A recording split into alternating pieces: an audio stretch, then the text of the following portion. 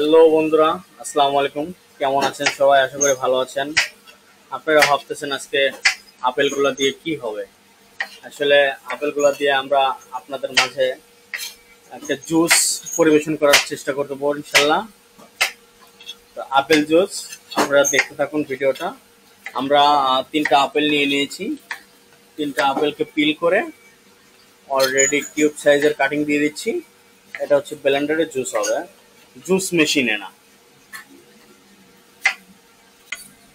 বন্ধুরা, আরেকটা বিষয়, সেটা হচ্ছে এই আপেল জুস বানাতে আমাদের কি কি ইনগ্রেডিয়েন্টস প্রয়োজন।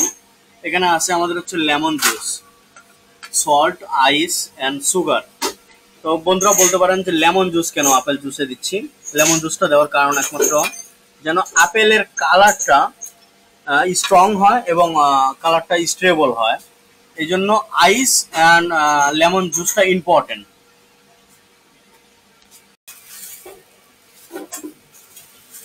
তো বন্ধুরা, আমরা আপেলগুলা ব্লেন্ডারের সঙ্গে ভিতরে দিয়ে দিচ্ছি।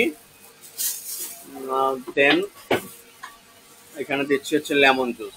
লেমন জুসটা না দিলে কিন্তু একদম কালারটা থাকবে না, কালারটা নষ্ট হয়ে যাবে। হালকা পরিমাণে সল্ট, যেন সুইটটা হচ্ছে রিচ করে।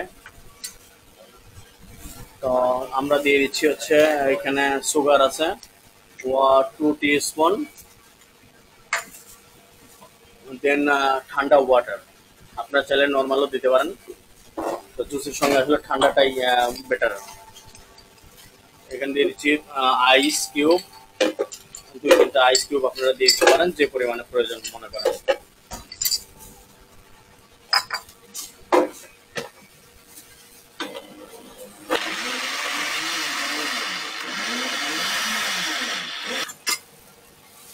বন্ধুরা, আমাদের ব্লেন্ডার করা হয়ে গেছে। আমরা এখন আপেল জুসটাকে স্ট্যান্ড করে নিব। বন্ধুরা দেখতে পাচ্ছেন আপেল জুসটা ফ্রেশ, একদম আপেল জুস বের হয়ে আসছে। আশা করি আপনারা বাসায় এটা ট্রাই করবেন, অনেক ভালো লাগবে।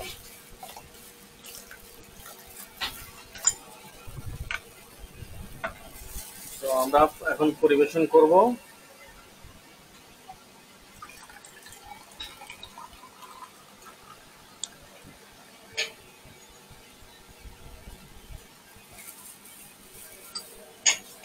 ওয়াও, আমাদের রেডি হয়ে গেল আপেল জুস।